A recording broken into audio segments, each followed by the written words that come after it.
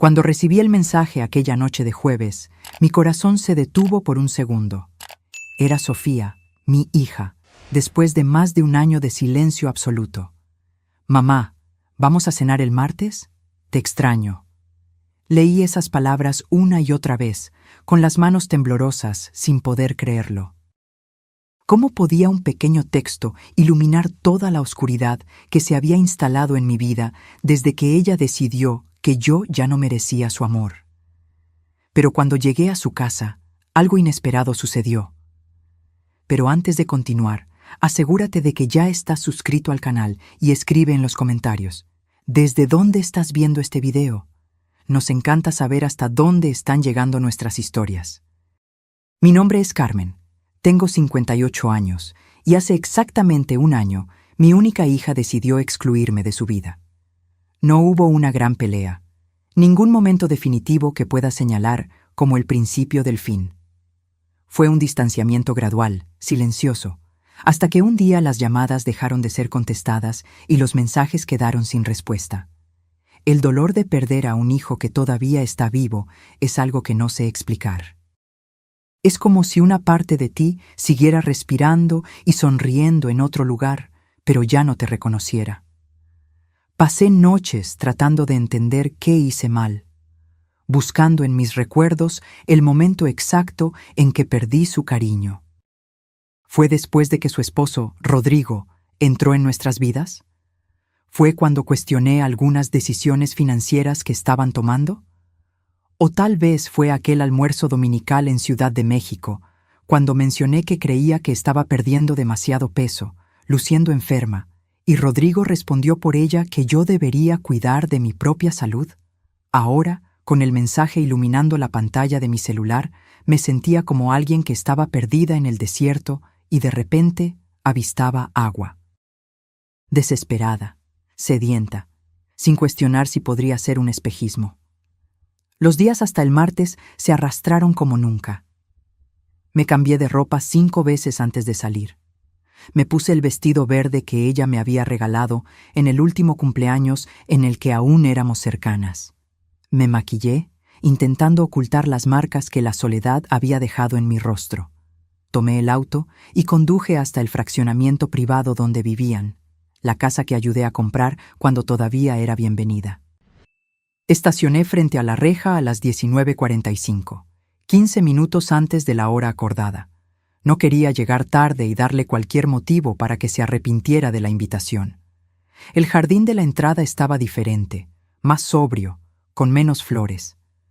Recordé cuando plantamos juntas las hortensias azules, que ahora ya no existían. Respiré hondo, me arreglé el cabello en el espejo retrovisor y abrí la puerta del auto. Fue entonces cuando algo extraño sucedió. Mientras caminaba hacia la puerta, vi a Socorro, el ama de llaves que trabajaba para Sofía desde hace años, corriendo en mi dirección. Su rostro estaba contraído en una expresión que mezclaba miedo y urgencia.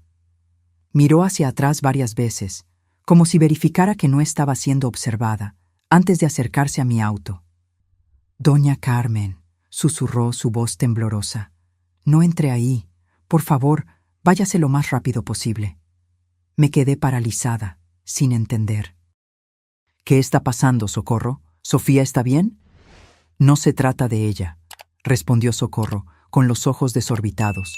«Es sobre usted. Por favor, confíe en mí. No es seguro». Antes de que pudiera hacer más preguntas, ella miró nuevamente hacia la casa y retrocedió. «Necesito volver antes de que se den cuenta. Váyase, doña Carmen, váyase». Y con eso corrió de vuelta a la casa, dejándome congelada en la acera, con el corazón latiendo tan fuerte que podía oírlo en mis oídos. ¿Qué estaba pasando? ¿Por qué Socorro parecía tan aterrorizada? ¿Y por qué mi hija, que no hablaba conmigo desde hace más de un año, de repente me había invitado a cenar? Volví al auto como si estuviera en trance. Mis piernas se movían automáticamente, mientras mi mente intentaba procesar la advertencia. Me senté, cerré las puertas con seguro y encendí el motor, pero no arranqué. Algo dentro de mí, Tal vez el mismo instinto que me hizo sobrevivir a un matrimonio abusivo durante 15 años antes de finalmente encontrar el coraje para divorciarme, me decía que me quedara a observar. Desde el asiento del conductor, tenía una visión directa del comedor a través de las ventanas.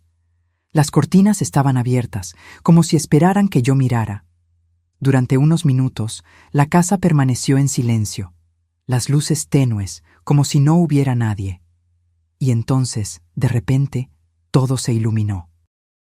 Una por una, las luces se encendieron como si alguien hubiera estado esperando que yo me fuera para poder continuar con sus planes.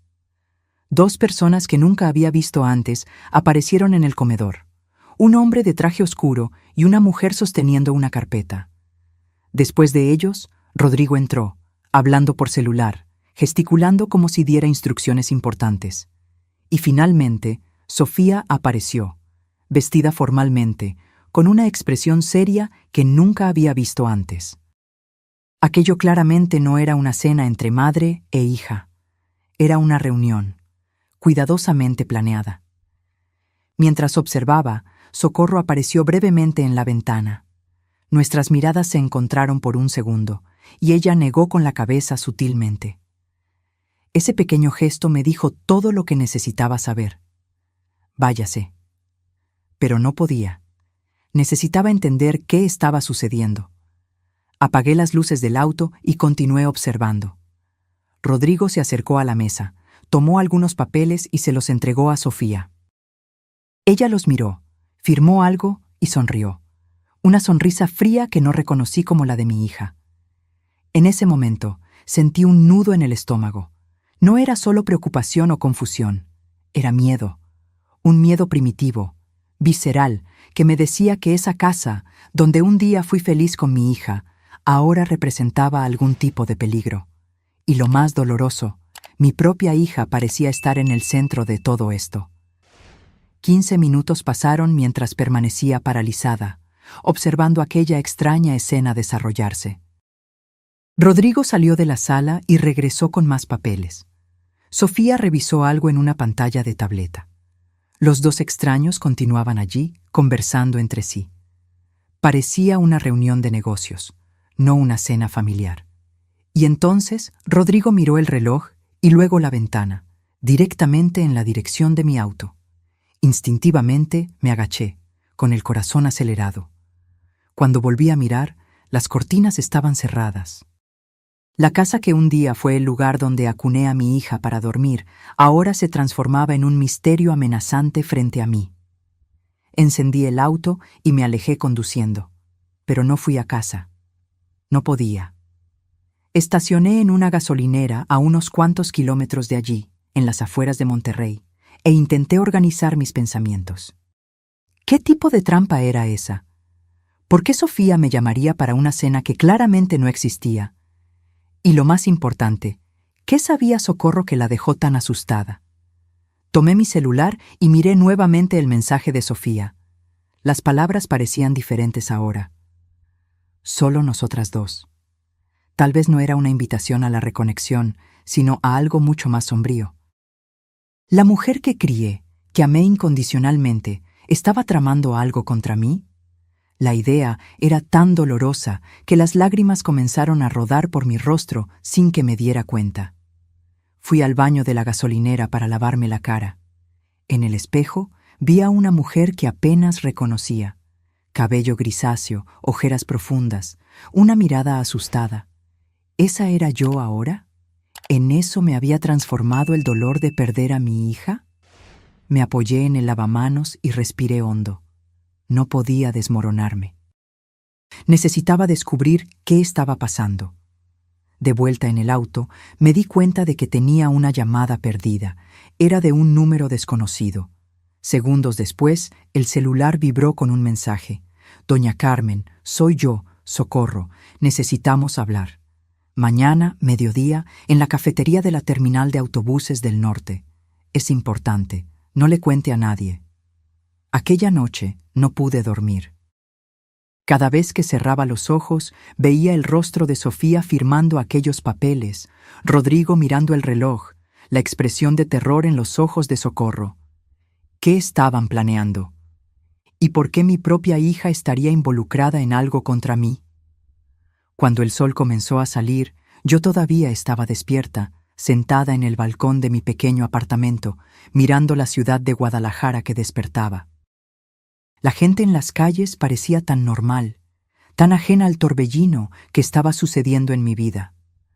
¿Cómo sería despertar sin el peso de saber que la persona que más amas en el mundo tal vez quiere lastimarte? A medida que el reloj se acercaba al mediodía, una determinación crecía dentro de mí. Iría a ese encuentro con Socorro y descubriría la verdad, por dolorosa que fuera, porque la incertidumbre, me di cuenta, era aún más insoportable que cualquier verdad. La terminal de autobuses estaba concurrida como siempre. Personas apuradas corriendo para no perder sus autobuses, familias despidiéndose, adolescentes con mochilas enormes esperando sus transportes. Me sentía fuera de lugar allí, una mujer de mediana edad sola, buscando respuestas a preguntas que ni siquiera sabía cómo formular. La cafetería quedaba en un rincón apartado, un lugar pequeño con mesas de formica y sillas de plástico. Elegí una mesa desde donde podía ver la entrada y pedí un café que sabía que no podría beber.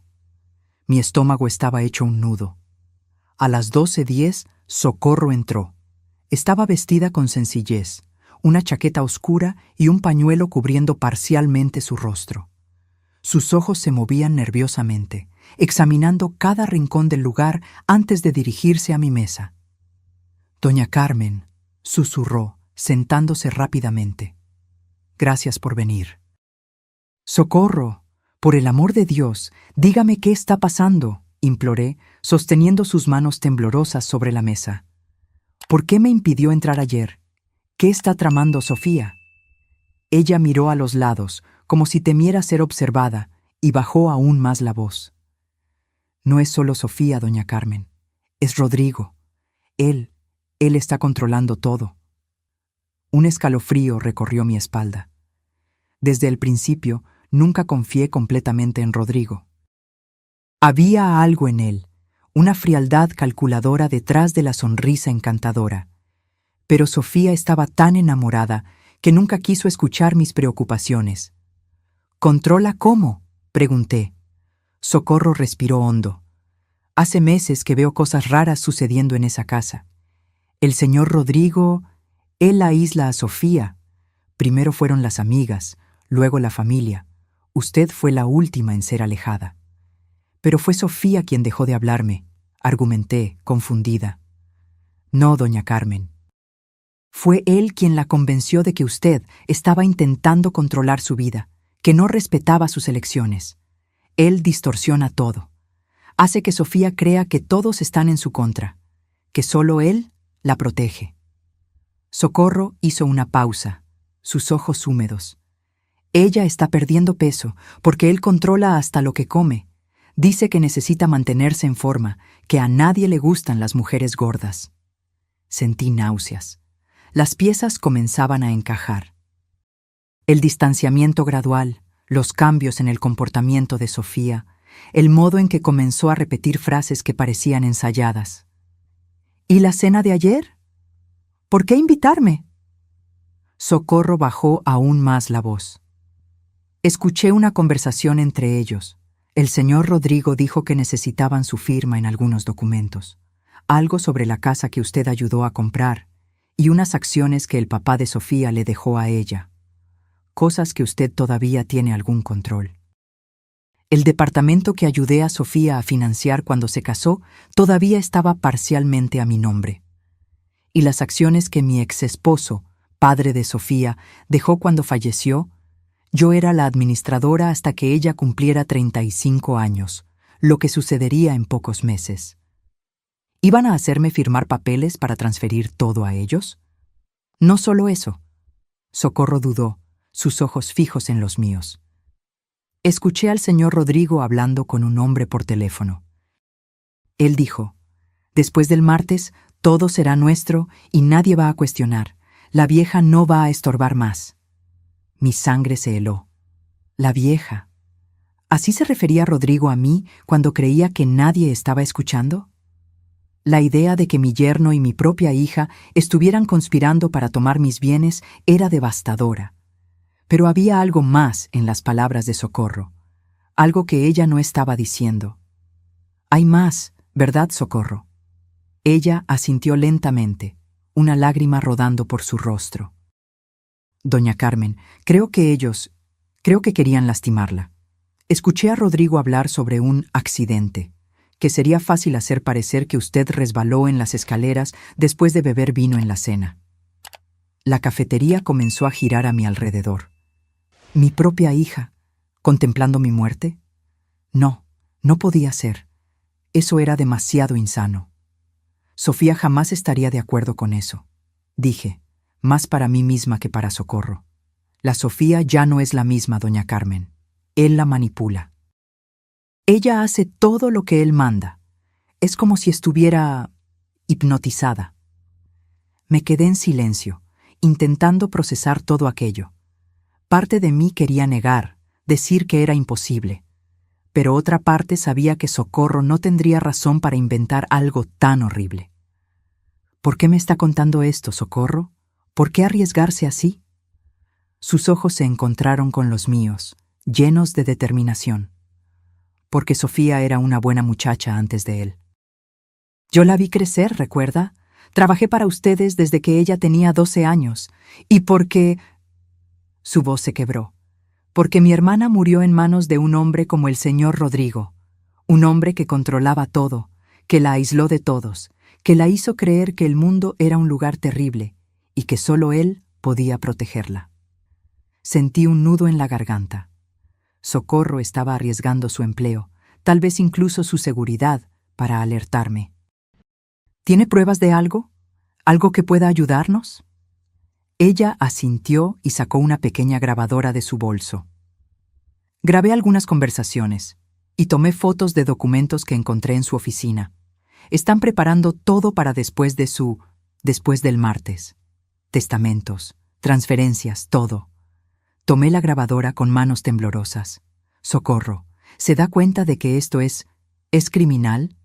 Necesitamos ir a la policía. No, ella exclamó asustada. Aún no. El señor Rodrigo tiene amigos en la policía. Siempre menciona lo fácil que es hacer que las cosas desaparezcan cuando se conoce a la gente correcta. Entonces, ¿qué hacemos? Socorro se inclinó hacia adelante. Primero, usted necesita protegerse. No puede volver a su apartamento. Ellos saben dónde vive, saben su rutina. Necesitamos que se quede en algún lugar seguro mientras descubrimos más. ¿Y Sofía? No podemos simplemente dejarla con él. Yo la estaré vigilando, doña Carmen. Si él intenta cualquier cosa... Ella no completó la frase, pero vi la preocupación en sus ojos. Por ahora lo importante es mantenerla a usted a salvo. Miré por la ventana de la cafetería, a las personas que pasaban, ajenas al terror que estaba viviendo. ¿Cómo podría simplemente desaparecer?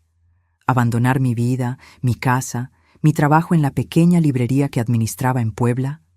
¿Y cómo podría dejar a Sofía atrás, incluso si ella estaba involucrada en algo tan terrible contra mí? Tengo una prima que vive en el interior, dijo Socorro. En San Miguel de Allende. Podemos decir que usted fue a visitarla. Nadie buscará allí. La idea de huir, de esconderme, era casi tan aterradora como las revelaciones que acababa de escuchar.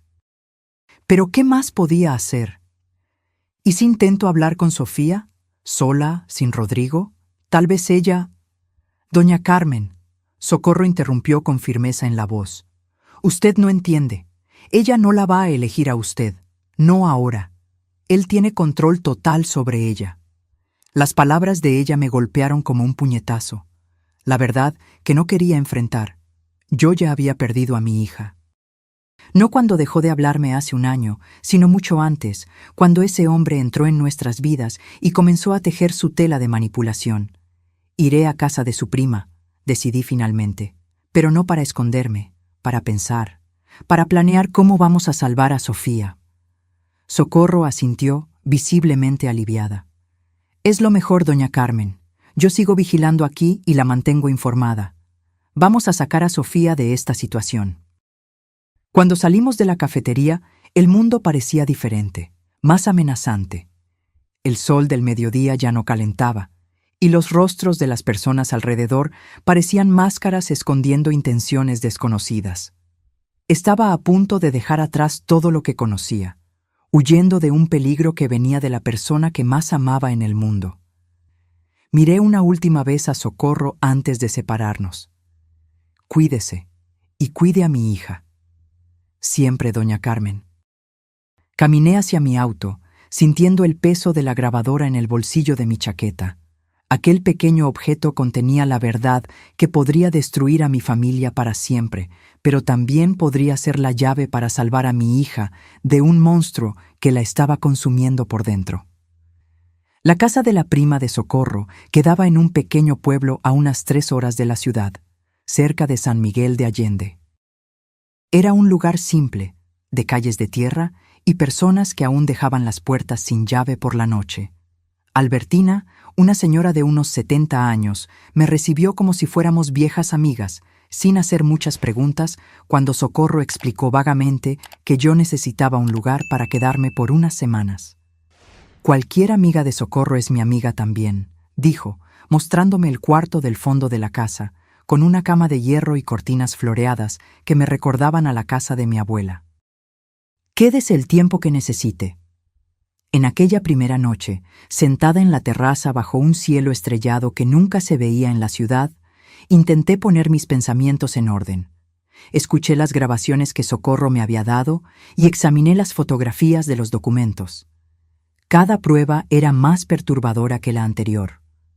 Rodrigo había, meticulosamente, creado un esquema para apropiarse no solo de las acciones que pertenecían a Sofía, sino también de propiedades que estaban a mi nombre. Había un testamento falsificado, con mi supuesta firma, dejándolo todo a Sofía en caso de mi muerte. Y otros documentos, transferencias, poderes, todo con falsificaciones de mi firma, esperando solo fechas para ser registrados. Pero lo más aterrador era escuchar la voz de mi propia hija en aquellas grabaciones. Sí. Una voz que apenas reconocía, mecánicamente concordando con Rodrigo, repitiendo frases ensayadas sobre cómo yo siempre la controlé, cómo yo nunca la apoyé, cómo yo merecía quedarme sola. Era como escuchar las palabras de él saliendo por la boca de ella, como si él fuera un ventrílocuo y ella, su marioneta. A la mañana siguiente, tomé mi celular para llamar a Ricardo, mi abogado y amigo de toda la vida, pero dudé. ¿Y si Rodrigo estaba monitoreando mis llamadas? ¿Y si descubría dónde estaba? Decidí ser más cautelosa. Usé el teléfono fijo de la casa de Albertina para llamar de un número que Rodrigo no conocía. ¿Carmen? Ricardo contestó sorprendido. ¿Dónde estás? Llamé varias veces a tu celular. Necesité salir de la ciudad por unos días, respondí vagamente. Ricardo, necesito tu ayuda, pero tiene que ser discreto.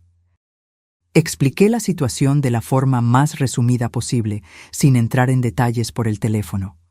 Ricardo escuchó en silencio, ocasionalmente haciendo preguntas puntuales. «Esto es grave, Carmen», dijo finalmente. «Si tienes pruebas de lo que estás diciendo, necesitamos ir a la policía inmediatamente». «Aún no», repliqué, recordando la advertencia de Socorro. «Rodrigo tiene contactos. Necesitamos ser estratégicos».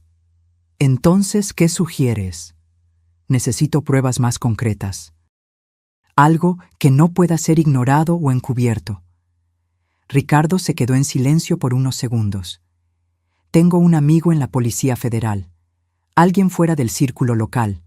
Puedo hablar con él, sin mencionar nombres todavía». «Haz eso», concordé. «Mientras tanto, necesito que hagas algo por mí. Ve a mi apartamento y busca una carpeta azul en el fondo de mi armario.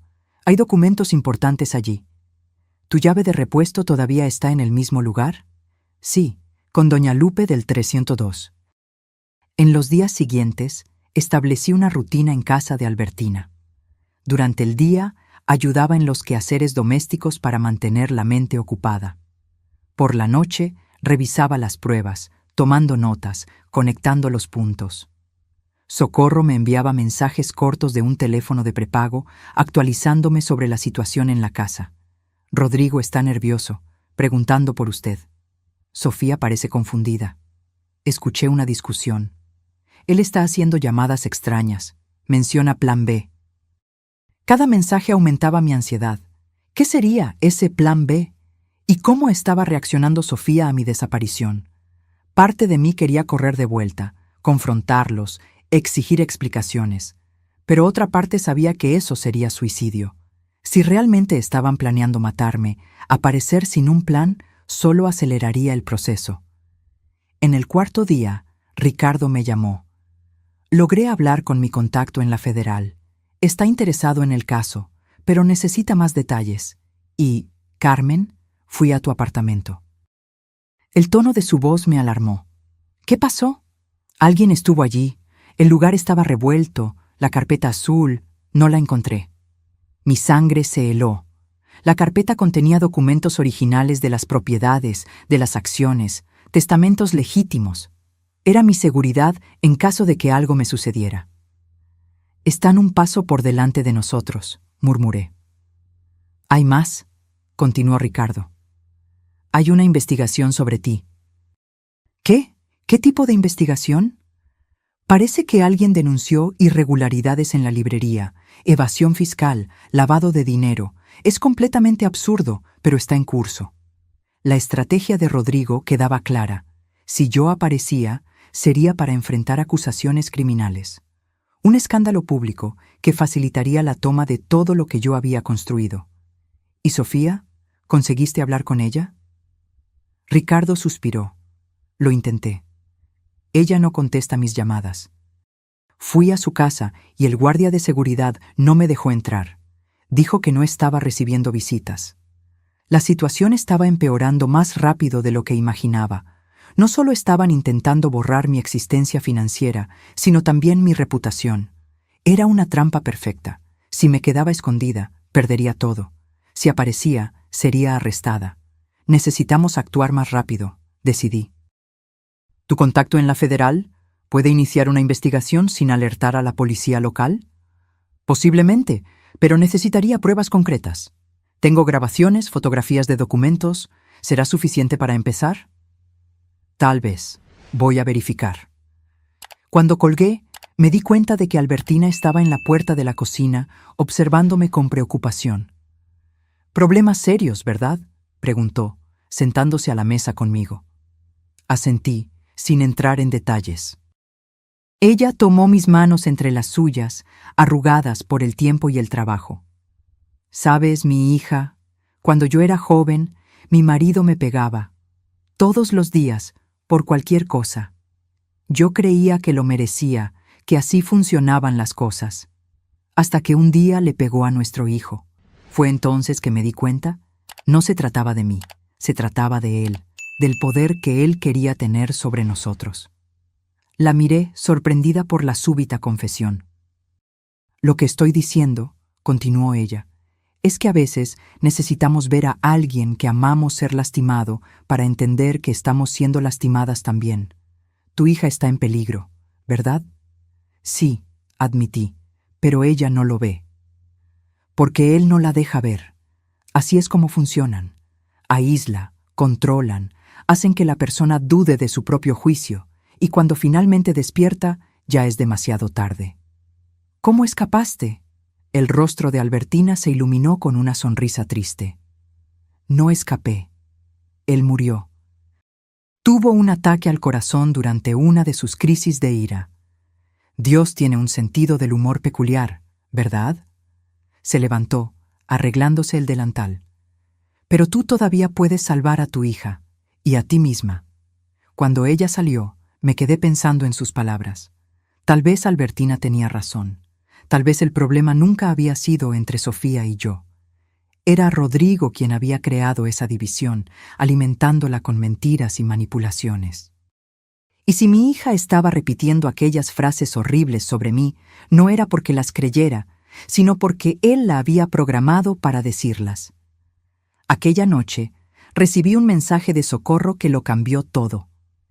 Él está planeando llevársela. Lo escuché hablando sobre una casa en el extranjero. Dice que ustedes dos nunca más se verán. ¿Llevársela? ¿A dónde? ¿Por qué? Las preguntas giraban en mi mente. Si Rodrigo conseguía sacar a Sofía del país, yo realmente podría no volver a verla. Y si ya había logrado transformarla tanto en solo 2 años, ¿qué haría cuando la tuviera completamente aislada, sin nadie para cuestionarlo? No podía esperar más. No podía confiar en que el sistema legal actuaría a tiempo. Mi hija estaba en peligro inmediato, aunque ella no se diera cuenta. Necesitaba sacarla de las garras de Rodrigo antes de que fuera demasiado tarde. Tomé mi celular y llamé a Ricardo. «Cambio de planes», dije tan pronto como contestó. «No vamos a esperar por la investigación formal. Necesitamos actuar ahora». «¿Qué tienes en mente?» «Un rescate», respondí, sorprendida por la firmeza en mi propia voz. «Vamos a sacar a mi hija de esa casa, y tú me vas a ayudar». Los siguientes 2 días se dedicaron a la elaboración de un plan que, en circunstancias normales, yo consideraría insano. Pero nada estaba normal desde hacía mucho tiempo. Ricardo, inicialmente reacio, terminó concordando en que no podíamos esperar por el lento proceso legal, especialmente con la amenaza de Rodrigo de llevar a Sofía fuera del país. «Entiendes que esto podría salir mal de muchas maneras, ¿verdad?», me advirtió durante una de nuestras conversaciones por el teléfono de prepago que Albertina me prestó. «Entiendo», respondí, «pero quedarme quieta mientras mi hija desaparece para siempre sería mucho peor». Ricardo tenía contactos. Uno de ellos era Carlos, un ex policía que ahora trabajaba como investigador privado en Tijuana. Otro era Denise, psicóloga especializada en víctimas de relaciones abusivas. Los dos acordaron ayudar, más por amistad a Ricardo que por creer en mi historia. Pero eso no importaba. Lo que yo necesitaba eran personas competentes, no convicción. El plan era relativamente simple. Necesitábamos crear una situación donde Sofía estuviera sola, sin Rodrigo, por tiempo suficiente para que pudiéramos hablar con ella. Socorro sería crucial para esto. Ella nos informaría cuando Rodrigo saliera de casa, preferiblemente por algunas horas, y entonces actuaríamos. «¿Y si ella no quiere ir con ustedes?», preguntó Carlos durante nuestra reunión en la pequeña fonda en la carretera, a medio camino entre Guadalajara y el pueblo donde me escondía. «Ella no necesita querer», explicó Denise. «En casos de manipulación psicológica severa, la víctima raramente reconoce su situación. Nuestra misión es crear una interrupción en el control, permitir que ella piense por sí misma, aunque sea por unas horas». «¿Y si él regresa mientras estamos allí?», cuestioné, sintiendo un escalofrío en la espalda solo de pensar en la posibilidad. «Estaré preparado», respondió Carlos, sin elaborar, pero su tono me hizo creer que él sabía cómo lidiar con hombres como Rodrigo. La oportunidad surgió 3 días después. Socorro me envió un mensaje a las 9 de la mañana. «Él va a Cancún hoy. Reunión de negocios. Vuelo a las 11 horas. Vuelve solo por la noche. Ella se quedará en casa sola». Mi corazón se disparó. Era ahora o nunca. Encontré a Ricardo, Carlos y Denise en el punto acordado, una gasolinera a 10 minutos de la casa de Sofía. Ricardo parecía nervioso, constantemente mirando el reloj. Carlos estaba calmado, casi indiferente, como si estuviéramos allí solo para un café casual. Denise revisaba sus notas, probablemente preparando el abordaje psicológico. «Recuerden», dijo ella, «Sofía probablemente se resistirá. Puede gritar, llorar, acusarnos de estar en su contra. Eso es normal. Lo importante es mantener la calma y transmitir seguridad». A las 3:08 recibimos la confirmación de Socorro. Rodrigo había salido y el avión ya había despegado. Era nuestra señal. El camino hasta la casa de Sofía se hizo en silencio tenso. Cada persona en el auto parecía inmersa en sus propios pensamientos. Yo intentaba imaginar cómo sería volver a ver a mi hija después de tanto tiempo, y en circunstancias tan extrañas. Llegamos al fraccionamiento. Carlos, usando un uniforme de repartidor y cargando una caja falsa, logró que el guardia de seguridad abriera la reja sin cuestionar. Una vez dentro, condujimos lentamente hasta la casa. Socorro nos esperaba en el jardín trasero, lejos de las vistas de los vecinos. «Ella está en la sala de estar», informó, visiblemente nerviosa. «Viendo la televisión. No está bien. Apenas salió del cuarto en los últimos días». «¿Alguna señal de Rodrigo?», preguntó Carlos. «Ninguna. Él llamó hace media hora para verificar si ella estaba en casa. Es lo que siempre hace. Llama cada hora cuando está fuera. Entonces tenemos cerca de 30 minutos antes de la próxima llamada», calculó Ricardo. «Necesitamos ser rápidos». Entramos por la puerta trasera, que Socorro dejó sin llave. La casa estaba silenciosa, excepto por el sonido bajo de la televisión que venía de la sala. Caminé al frente, mi corazón latiendo tan fuerte que pensé que se podría escuchar. Y entonces, después de más de un año, vi a mi hija. Sofía estaba sentada en el sofá, envuelta en una manta, a pesar del calor del día. Estaba tan delgada que casi no la reconocí. Su cabello, antes largo y brillante, estaba sin vida, recogido en un moño descuidado. Ojeras profundas marcaban su rostro pálido. Mi linda hija, siempre tan llena de vida, parecía un fantasma de sí misma. Ella no notó nuestra presencia de inmediato, absorta en algún programa de televisión que ni siquiera parecía estar realmente viendo. Cuando finalmente me vio, sus ojos se abrieron de golpe por el shock. «¿Mamá?», susurró, como si no creyera lo que estaba viendo. «Hola, hija», respondí, intentando mantener la voz firme a pesar de las lágrimas que amenazaban con caer. Ella se levantó bruscamente, dejando caer la manta. Vestía un pijama holgado que acentuaba aún más su delgadez alarmante. «¿Qué estás haciendo aquí? ¿Cómo entraste?». Percibí inmediatamente el miedo en su voz. No era solo sorpresa, era pánico. «Necesitamos hablar, Sofía», dije, dando un paso en su dirección. «Estoy preocupada por ti». Ella retrocedió, mirando nerviosamente a los extraños que me acompañaban. «Ustedes no pueden estar aquí. Rodrigo va a volver pronto. Tienen que irse». «Tu marido está en Cancún», informó Carlos con calma. «No regresará hasta la noche». El pánico en los ojos de Sofía aumentó. «¿Cómo saben eso? ¿Me están vigilando? Voy a llamar a la policía». Ella buscó frenéticamente su celular, pero Socorro ya lo había quitado de la sala tal como acordamos. Denise dio un paso al frente, su voz suave y controlada. «Sofía, mi nombre es Denise. Soy psicóloga y estoy aquí para ayudar. No estamos aquí para lastimarte, solo queremos hablar». «No necesito ayuda», Sofía respondió automáticamente, como si repitiera algo que había escuchado muchas veces. «Estoy perfectamente bien». «Ustedes son los problemáticos, siempre interfiriendo en mi vida». Las palabras me golpearon como puñaladas, pero Denise me había preparado para esto. Eran las palabras de Rodrigo, no de Sofía. «Hija», intenté nuevamente, «tú me invitaste a cenar. ¿Recuerdas? El martes pasado. Me enviaste un mensaje». Sofía pareció confusa por un momento. «Yo no envié nada». «Sí enviaste», insistí, mostrándole el mensaje en mi celular. Ella miró la pantalla, la confusión aún más evidente. «Ese es mi número, pero yo no escribí eso».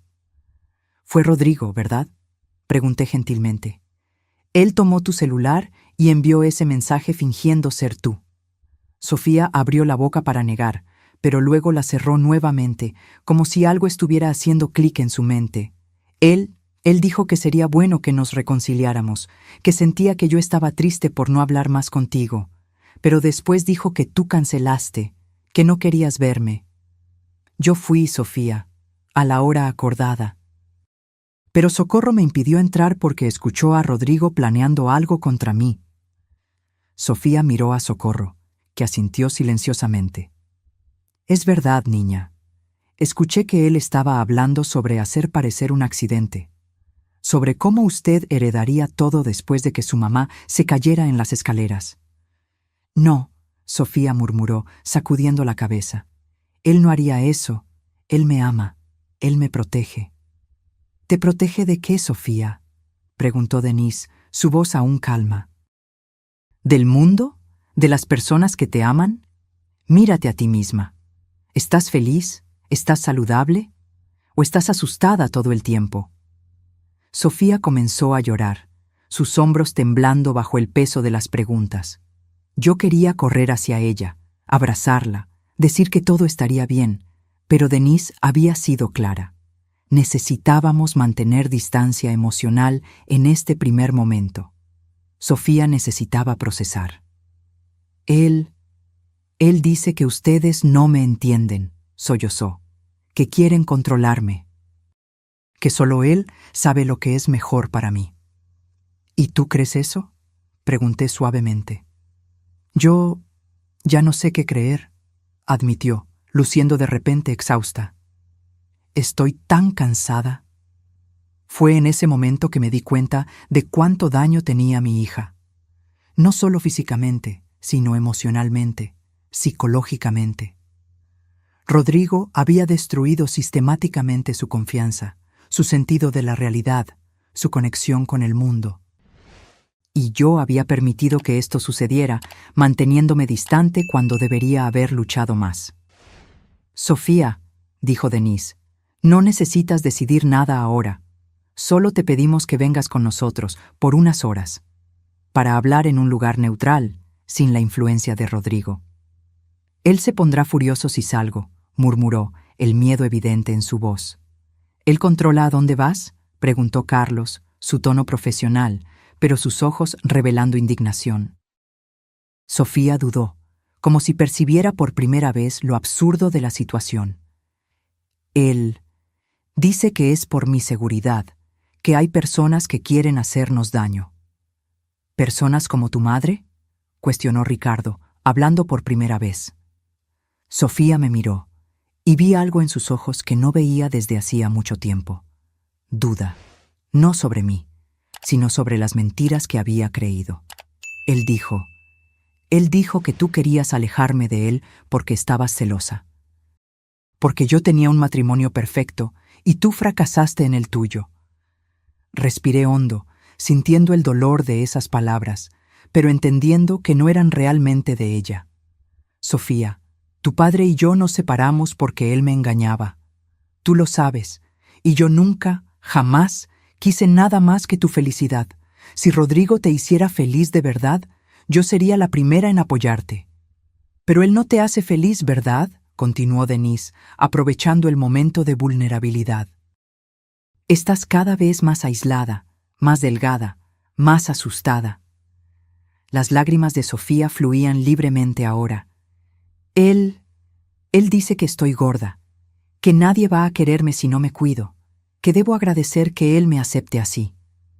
Mi corazón se partió al escuchar eso. Mi linda hija, siempre tan segura de sí misma, reducida a dudar incluso de su apariencia. Sofía, dijo Socorro, acercándose cautelosamente. El señor Rodrigo no es quien usted piensa. Él la está manipulando, así como manipuló los documentos de su madre. ¿Qué documentos?, preguntó Sofía confundida. Ricardo sacó de su carpeta algunas copias de las falsificaciones que Socorro había fotografiado. Estos, tu firma y la de tu madre, forjadas, parte de un plan para tomar el control de las propiedades, de las acciones, de todo. Sofía examinó los papeles, la confusión dando lugar al shock. Esta es mi firma, pero yo nunca firmé estos documentos. Y esta es mi firma, añadí, en documentos que nunca vi. De repente, el teléfono fijo de la casa sonó, haciéndonos saltar a todos. El reloj en la pared marcaba 13:30, la hora de la llamada de verificación de Rodrigo. Es él, susurró Sofía, el pánico regresando. Si no contesto, contesta, orientó Denise. Actúa normalmente, di que está todo bien. Sofía dudó, mirándonos a todos, claramente dividida. Finalmente, con manos temblorosas, contestó el teléfono. «Hola, amor», dijo, intentando sonar casual, pero su voz estaba tensa. «Sí, estoy en casa». «No, nada diferente». «Sí, estoy siguiendo el plan alimenticio». «No, ninguna visita». Hizo una pausa, mirándonos con creciente alarma. «No, no estoy escondiendo nada». «Sí, estoy sola. Solo Socorro está aquí». Otra pausa, más larga. «Rodrigo, no estoy mintiendo. Por favor, no hables así. No, no estoy llorando». La desesperación en su voz era palpable. Rodrigo claramente percibía que algo andaba mal, incluso por teléfono. «Necesitamos irnos ahora», murmuró Carlos, percibiendo la situación. «Sofía», susurré, «ven con nosotros, por favor». Ella me miró, el teléfono aún en su oído, lágrimas silenciosas rodando por su rostro. Entonces, en un momento de claridad que me dio esperanza, le dijo al teléfono: «Rodrigo, necesito colgar. No me estoy sintiendo bien». Y colgó, ignorando el timbre inmediato que siguió.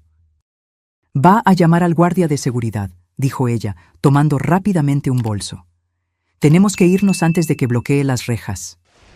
No hubo tiempo para celebrar esa pequeña victoria. Salimos rápidamente por la parte trasera, exactamente como entramos.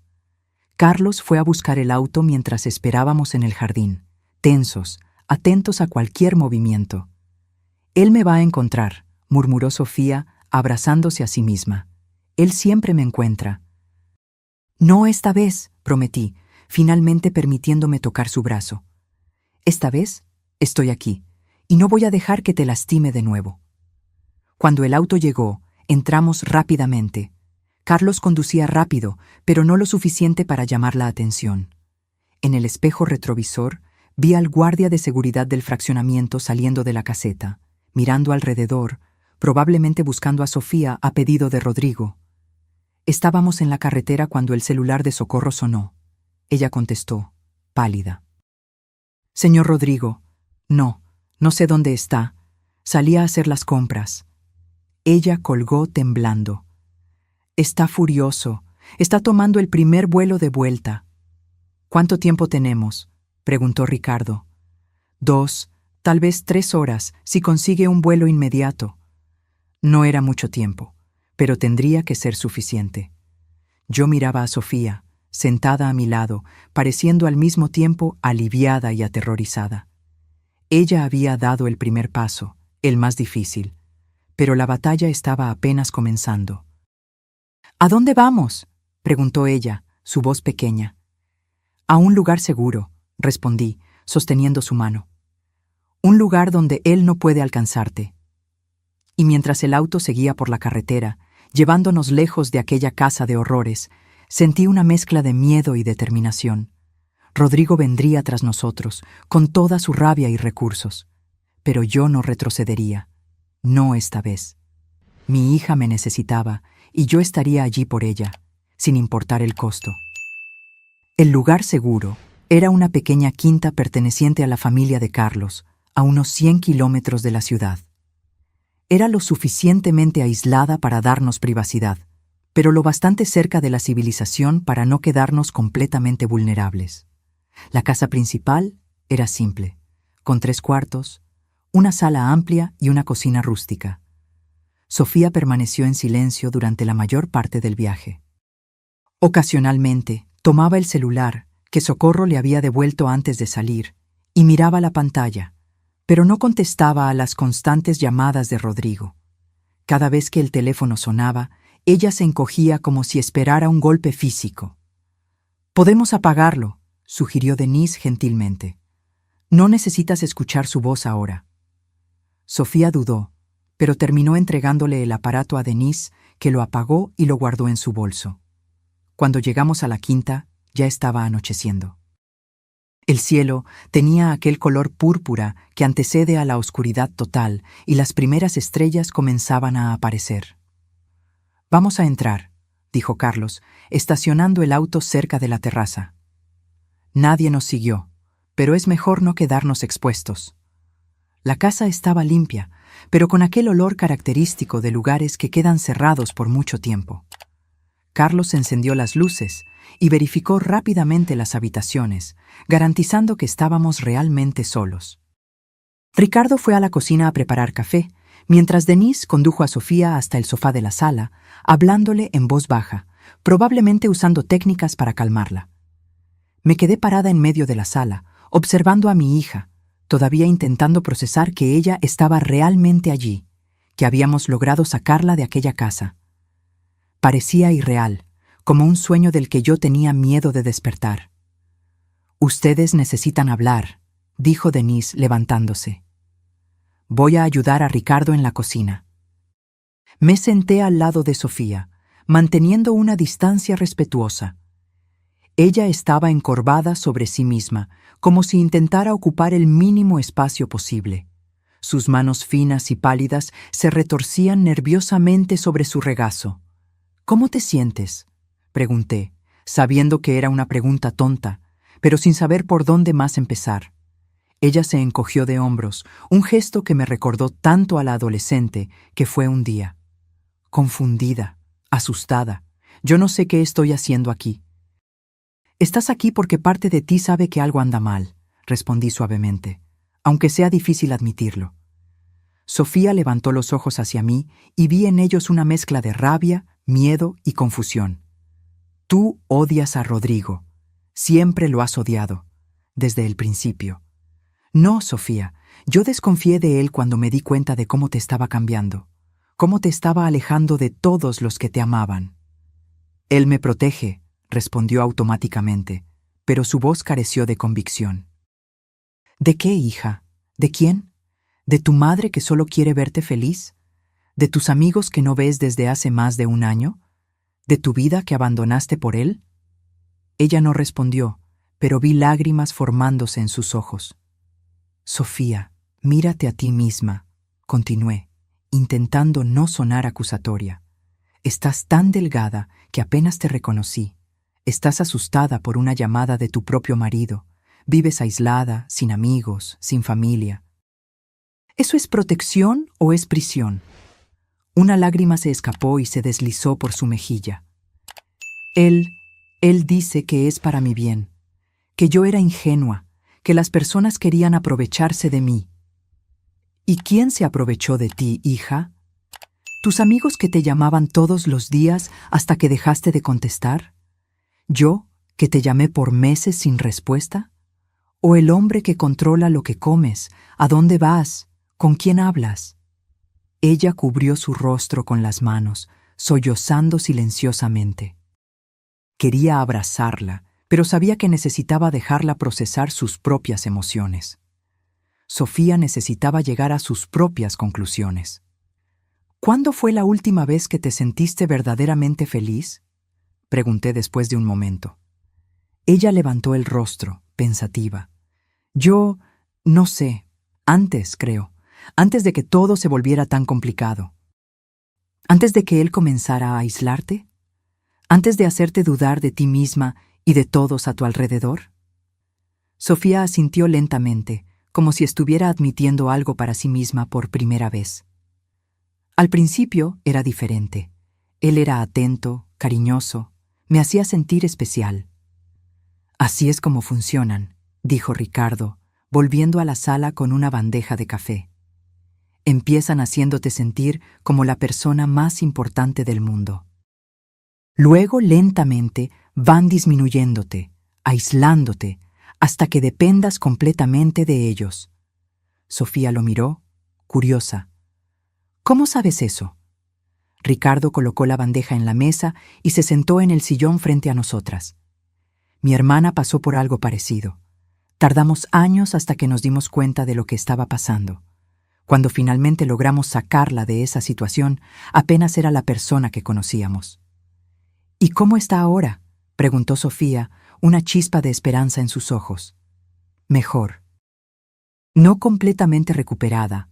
Dudo que alguien se recupere totalmente de ese tipo de abuso, pero está viviendo de nuevo. Tiene amigos, trabaja, sonríe, cosas simples que parecían imposibles antes». La palabra abuso hizo que Sofía se encogiera. Él nunca me pegó, murmuró.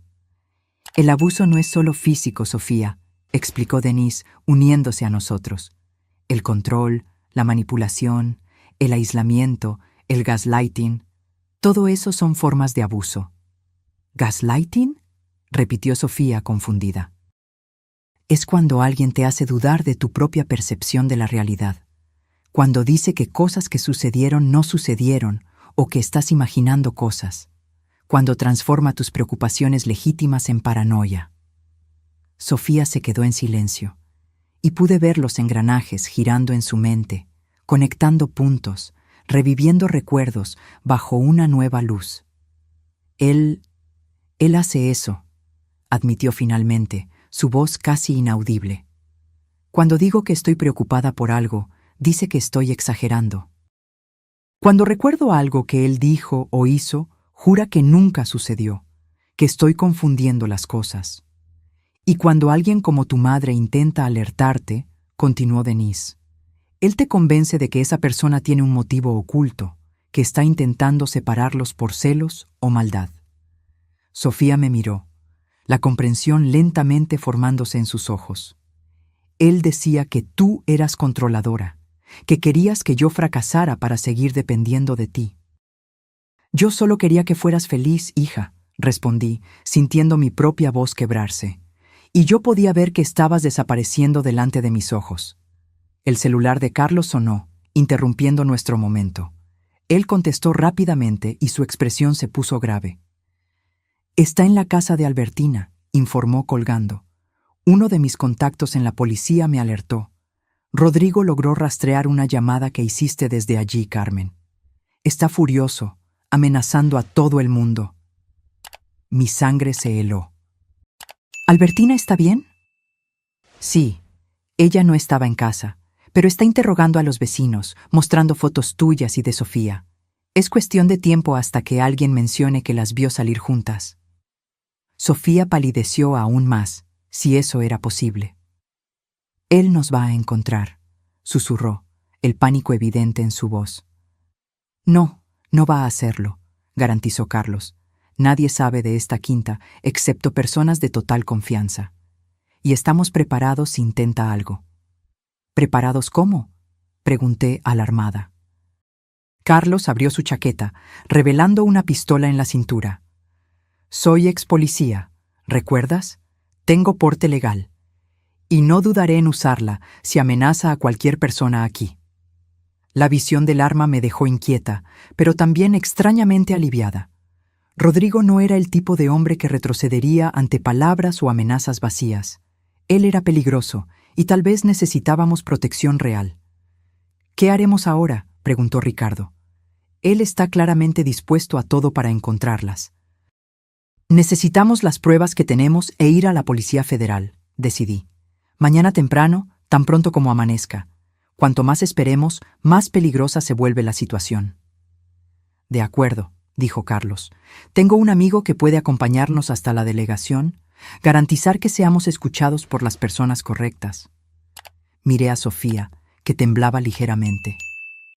¿Estás dispuesta a testificar contra él? ¿A contar lo que te hizo a ti, a nuestra familia? Ella dudó, el miedo todavía evidente en sus ojos, pero entonces, lentamente, asintió. Sí, estoy cansada de vivir así, cansada de tener miedo todo el tiempo. Aquellas simples palabras me llenaron de esperanza. Mi hija estaba volviendo, lentamente, encontrando su voz, su fuerza. Entonces está decidido, declaró Ricardo. Mañana temprano vamos a la delegación. Esta noche descansamos. Carlos organizó un esquema de vigilancia.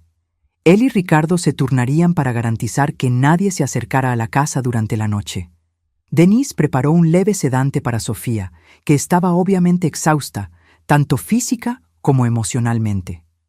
La acompañé hasta uno de los cuartos, donde ella se acostó sin siquiera cambiarse de ropa. Me senté a su lado en la cama, observando su rostro cansado. «¿Mamá?», murmuró, ya medio somnolienta debido a la medicina. «¿Sí, cariño?» «Lo siento mucho. Por todo. Por creerle a él en lugar de confiar en ti. Acaricié su cabello, como hacía cuando era pequeña. No fue tu culpa, hija. Hombres como Rodrigo son especialistas en manipulación. No tenías cómo saberlo. Debería haberme dado cuenta, insistió, sus ojos cerrándose. Debería haber visto las señales. Shh, susurré. Descansa ahora. Mañana tendremos tiempo para hablar de todo eso. Ella tomó mi mano, apretándola débilmente. No me dejes, mamá. Por favor. Nunca más, prometí, sintiendo lágrimas en los ojos. Nunca más te dejaré sola. Me quedé a su lado hasta que se durmió completamente, su respiración volviéndose profunda y regular. Mirándola así, vulnerable y exhausta, renové silenciosamente mi promesa. Nadie más lastimaría a mi hija. Nadie la haría sentir pequeña o insignificante de nuevo. Ni Rodrigo, ni cualquier otro hombre. Cuando estuve segura de que ella estaba durmiendo profundamente, salí silenciosamente del cuarto. En la sala encontré a Ricardo, Carlos y Denise, conversando en voz baja. «¿Cómo está ella?», preguntó Denise. «Durmiendo», respondí, sintiéndome súbitamente exhausta. «La medicina hizo efecto rápido». «Ella necesita ese descanso», dijo Denise. «Su cuerpo y mente han estado en estado de alerta constante durante mucho tiempo. Es agotador vivir bajo ese tipo de tensión». Me senté con ellos, aceptando una taza de café que Ricardo me ofreció. «¿Qué creen que va a pasar mañana?», pregunté. «Si todo sale bien, Rodrigo será citado para prestar declaración», explicó Carlos. «Con las pruebas que tenemos, las grabaciones, los documentos falsificados, el testimonio de Sofía y Socorro, hay una buena chance de que consigamos una orden de protección inmediata». «¿Y si no funciona?», cuestioné, el miedo volviendo a consumirme. «Vamos al plan B», respondió Ricardo. «Tengo contactos en otros estados. Podemos conseguirles un lugar seguro para que se queden hasta que resolvamos todo legalmente». La idea de huir, de esconderme con Sofía en algún lugar distante, no era ideal, pero yo haría cualquier cosa para mantenerla a salvo. Conversamos por un tiempo más, refinando detalles del plan para el día siguiente, hasta que el cansancio finalmente me venció. Denise me acompañó hasta otro cuarto, garantizando que yo también descansara. «Fuiste muy valiente hoy», dijo, mientras yo me acostaba.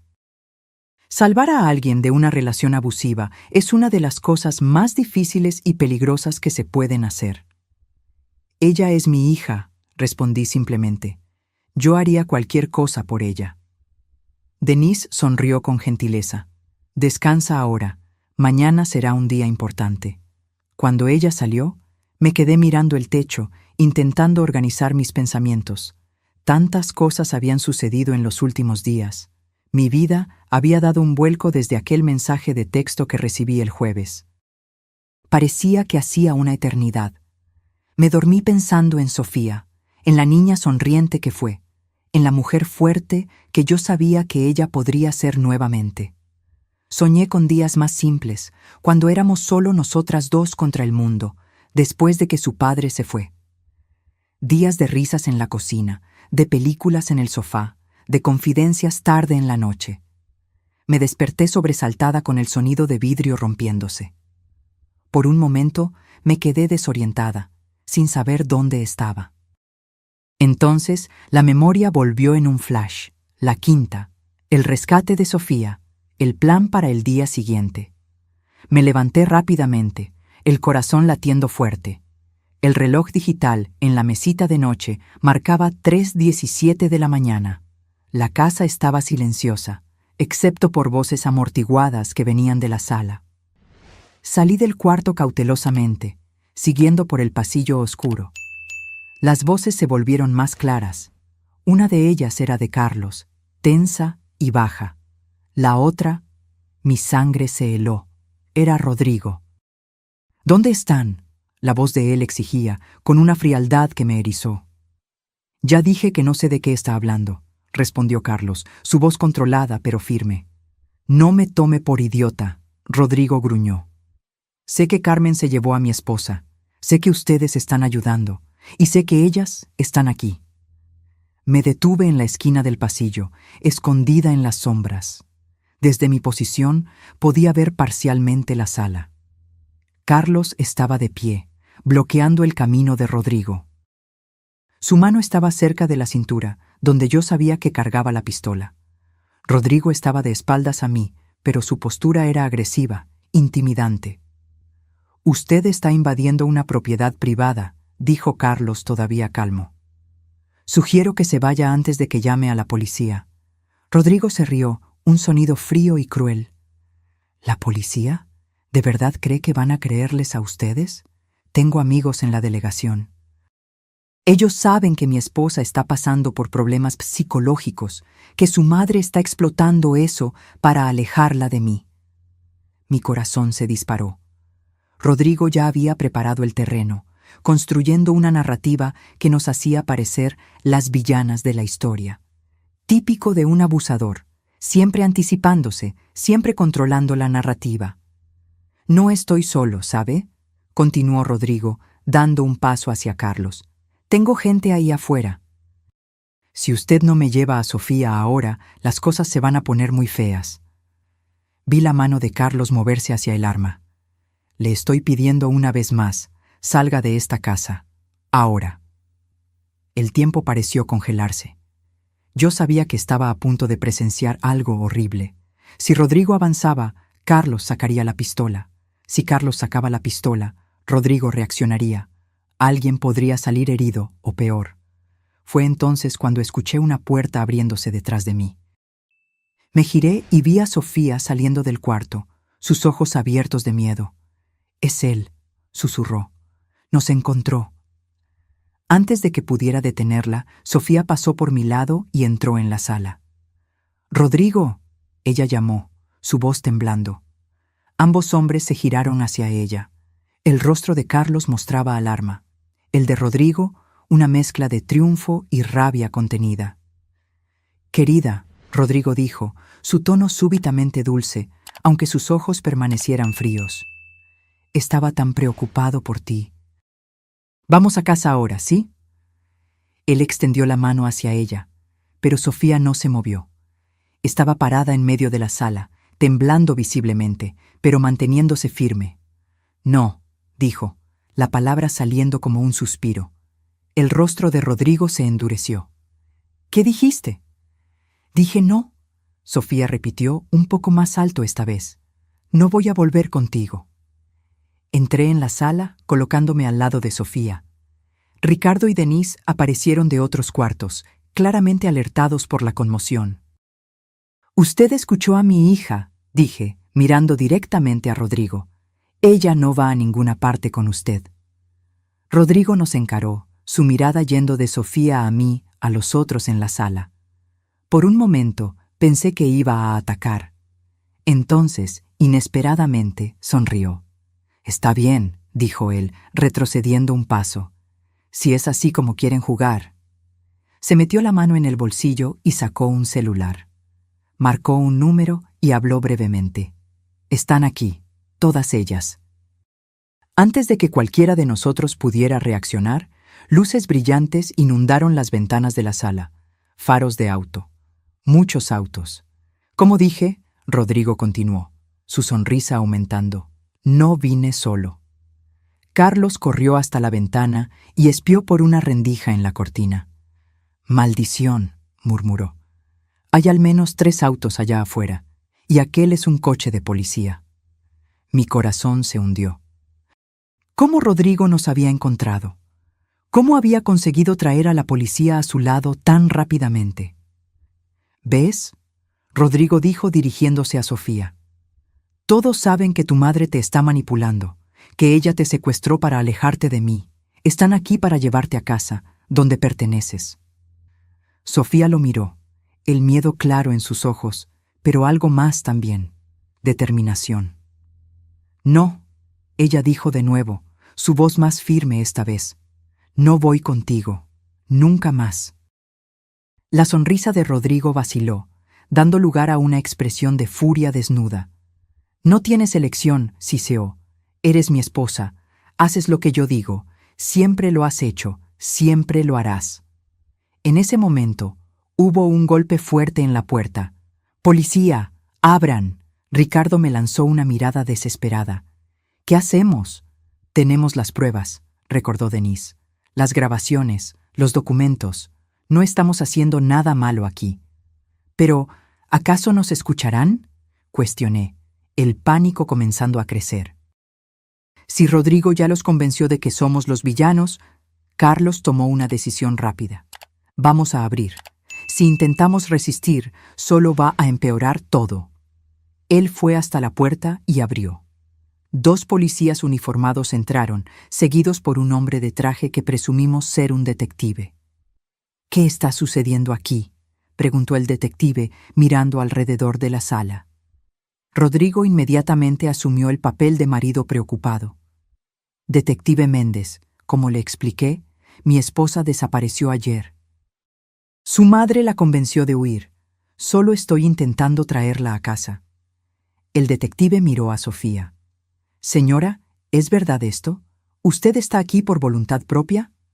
Antes de que Sofía pudiera responder, Rodrigo intervino. «Ella no está bien, detective. Tiene historial de problemas emocionales. Está confundida». La rabia creció dentro de mí. «Mi hija no tiene problema alguno», exclamé.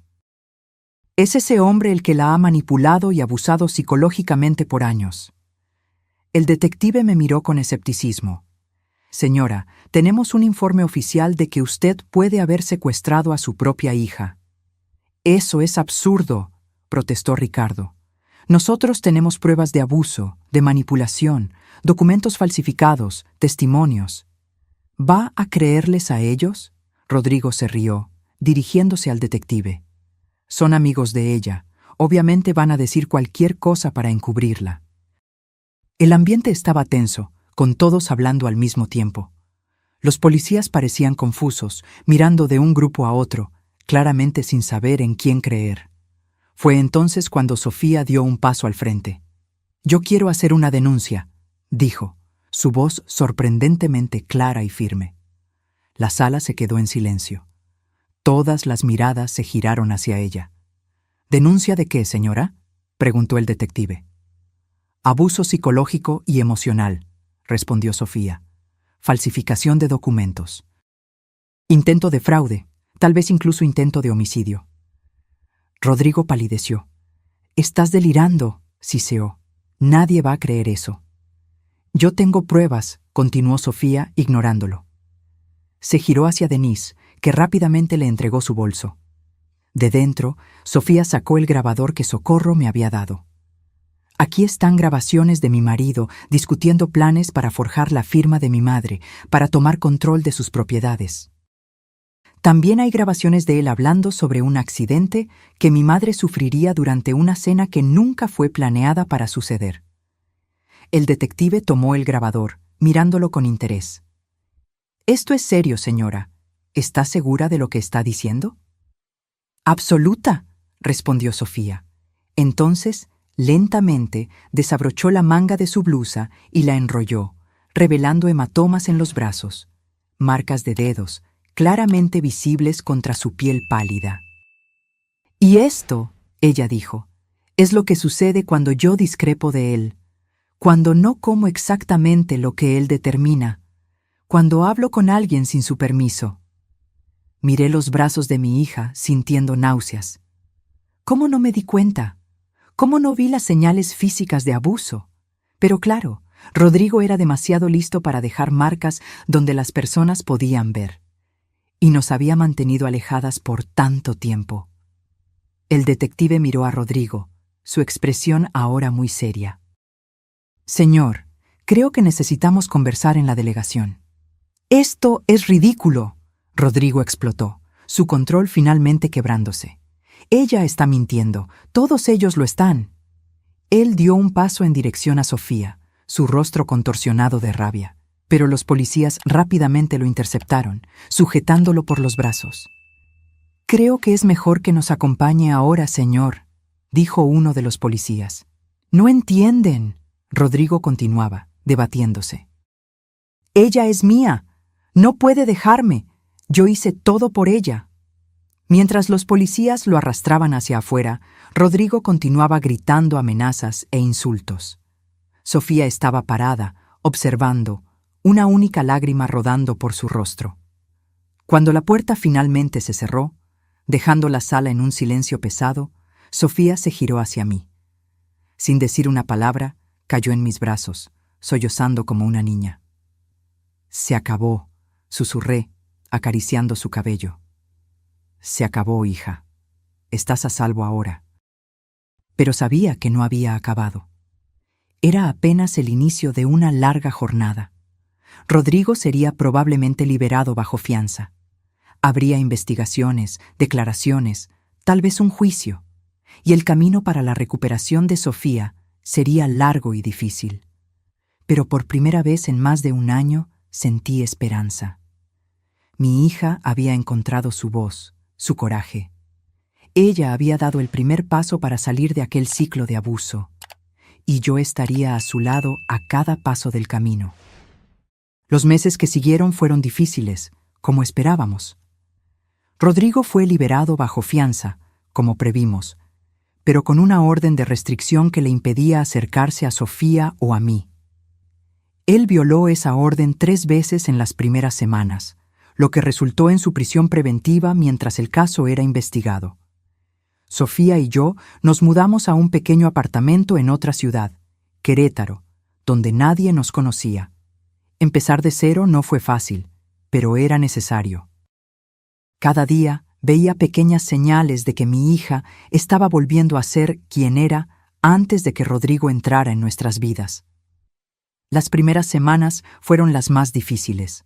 Sofía alternaba entre momentos de claridad y fuerza y periodos de duda profunda, donde llegaba a cuestionar si había hecho lo correcto al dejar a Rodrigo. ¿Y si él tiene razón?, murmuró cierta noche, sentada en el balcón de nuestro nuevo apartamento, mirando las estrellas. ¿Y si no consigo vivir sin él? Viviste sin él durante 25 años antes de conocerlo, respondí gentilmente. Y eras una persona increíble, independiente, llena de sueños y planes. Ya no recuerdo a esa persona, ella admitió, su voz casi un susurro. Yo me acuerdo, dije, sosteniendo su mano, y voy a ayudarte a encontrarla de nuevo. Sofía comenzó terapia con Denise, que se ofreció a atenderla gratuitamente hasta que estuviéramos establecidas financieramente. En las sesiones, ella lentamente desenterraba las capas de manipulación y abuso que Rodrigo había construido a su alrededor. A cada revelación, mi corazón se rompía un poco más. Cómo él controlaba lo que ella comía, insistiendo en que estaba gorda cuando en realidad estaba peligrosamente delgada. Cómo él verificaba su celular diariamente, borrando mensajes de amigos y familia, a veces respondiendo como si fuera ella para alejar a las personas. Cómo él la convenció, gradualmente, de que yo era tóxica, controladora, celosa de la felicidad de ellos. Le creí, me dijo un día, llorando en mis brazos. Le creí cuando dijo que tú estabas intentando separarnos porque estabas celosa. ¿Cómo pude ser tan ciega? Los manipuladores son especialistas en distorsionar la realidad, expliqué, repitiendo lo que Denise nos había enseñado. Encuentran pequeñas inseguridades y las explotan, transformándolas en muros que te separan de las personas que te aman. Ricardo se encargó del proceso legal. La investigación reveló mucho más de lo que esperábamos. Rodrigo no solo había forjado firmas en documentos, había creado un esquema elaborado para transferir no solo las propiedades y acciones de Sofía, sino también las mías, a cuentas en el extranjero. Había evidencia de otros crímenes financieros, involucrando a otros socios que él había manipulado a lo largo de los años. Es un depredador en serie, explicó Ricardo, mostrándonos los informes. Ustedes no fueron las primeras víctimas, pero espero que sean las últimas. Cuando el caso finalmente fue a juicio, 6 meses después de aquella noche en la quinta, Sofía estaba lo suficientemente fuerte para testificar. La observé en el tribunal, contando su historia con una claridad y firmeza que trajeron lágrimas a mis ojos. Ella ya no era la mujer frágil y asustada que rescatamos de aquella casa. Rodrigo fue condenado por múltiples acusaciones, incluyendo fraude, falsificación, abuso psicológico e intento de estafa. La sentencia: 15 años sin posibilidad de libertad condicional en los primeros 8. Cuando salimos del tribunal aquel día, Sofía respiró hondo, mirando el cielo azul sobre nosotras. «Es extraño», dijo. «Todavía lo amo, de alguna forma distorsionada. Es como si una parte de mí aún quisiera creer que todo lo que vivimos fue real, que él realmente se preocupaba».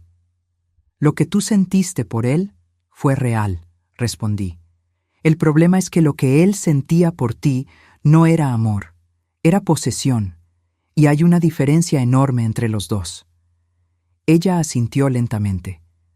«Voy a necesitar tiempo para desaprender todo lo que él me enseñó, para confiar de nuevo, en los otros y en mí misma.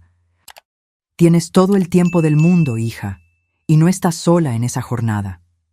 5 años han pasado desde aquella noche en la quinta.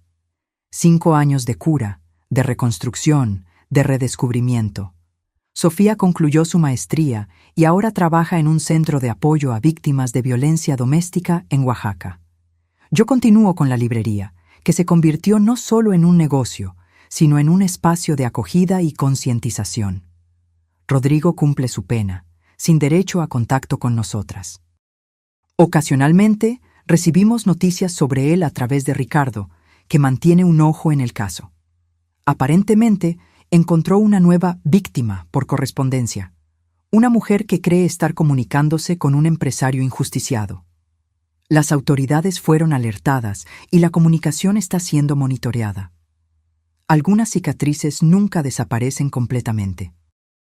Hay momentos en que Sofía se sobresalta con un ruido repentino, o en que su mirada se vuelve distante cuando algo le hace recordar aquellos años. Hay noches en que aún tengo pesadillas sobre lo que podría haber sucedido si no hubiéramos actuado a tiempo. Pero también hay momentos de alegría pura, de libertad, de paz. Como hoy, en una tarde de domingo, cuando recibimos amigos para un almuerzo en el jardín del pequeño sobrado que compramos juntas. Sofía está sonriendo, conversando animadamente con un grupo, su confianza restaurada, su belleza interior nuevamente visible para todos. Socorro está aquí también. Dejó el empleo en la casa de Rodrigo, que fue vendida para pagar indemnizaciones, y ahora trabaja con nosotras en la librería. Ella y Sofía desarrollaron una amistad fuerte, unidas por la experiencia compartida. Ricardo, Carlos y Denise se convirtieron en parte de nuestra familia elegida. Nos reunimos regularmente, no solo para recordar el pasado, sino para celebrar el presente y planear el futuro. Mientras observo esa escena, mi hija feliz, rodeada de personas que realmente se preocupan por ella, siento una gratitud profunda, no solo por haber sobrevivido, sino por haber aprendido a vivir de nuevo, de verdad. Sofía me ve observando y sonríe, aquel sonrisa que ilumina sus ojos y calienta mi corazón. Se disculpa con los amigos y viene hacia mí, sentándose a mi lado en el banco del jardín. «¿En qué estás pensando?», me pregunta, apoyando la cabeza en mi hombro, como hacía cuando era niña. «En lo extraña que es la vida», respondo. «En cómo a veces necesitamos pasar por el infierno para encontrar el camino de vuelta a casa». Ella asiente, comprendiendo perfectamente. «¿Sabes lo que aprendí con todo esto?», dice después de un momento de silencio. «¿Qué, hija?». «Que el amor verdadero no encarcela, no controla, no disminuye. El amor verdadero libera, fortalece, hace crecer». Ella aprieta mi mano. «Como el tuyo por mí». Lágrimas silenciosas ruedan por mi rostro. 5 años atrás, yo estaba desesperada, sentada en mi auto, observando a mi hija a través de una ventana, intentando entender cómo habíamos llegado a aquel punto. Hoy, ella está aquí, a mi lado, libre de las cadenas invisibles que la sujetaban. Y yo estoy aquí, testimoniando el milagro de su recuperación, sabiendo que, por más oscura que sea la noche, siempre, siempre hay una oportunidad de comenzar de nuevo cuando el amanecer llega. «¿Mamá?», Sofía dice, interrumpiendo mis pensamientos. ¿Sí? Gracias por nunca rendirte conmigo. Beso su frente suavemente. Eso es lo que hacen las madres, hija. Ellas jamás se rinden. Y mientras el sol comienza a ponerse en el horizonte, lanzando tonos dorados sobre nuestro pequeño jardín y las personas que amamos, sé que finalmente estamos en casa. No en un lugar físico, sino en aquel espacio seguro que creamos la una para la otra, donde el amor es genuino, el respeto es mutuo y la libertad es valorada por encima de todo. Algunas historias no tienen finales felices. La nuestra casi fue una de ellas. Pero gracias al coraje, a la persistencia y al amor verdadero, aquel que respeta, que fortalece, que libera, logramos reescribir nuestro destino. Y esa es la mensaje que compartimos con todas las Sofías y Carmenes que encontramos. Nunca es demasiado tarde para reescribir tu historia. Nunca es demasiado tarde para escapar de las sombras y caminar hacia la luz. Nunca es demasiado tarde para volver a casa. Ahora, si te gustó esta historia, haz clic en suscribirte y dime en los comentarios qué parte te dejó con la boca abierta. Y no olvides hacerte miembro para tener acceso a videos exclusivos que no publico aquí. Te espero allí.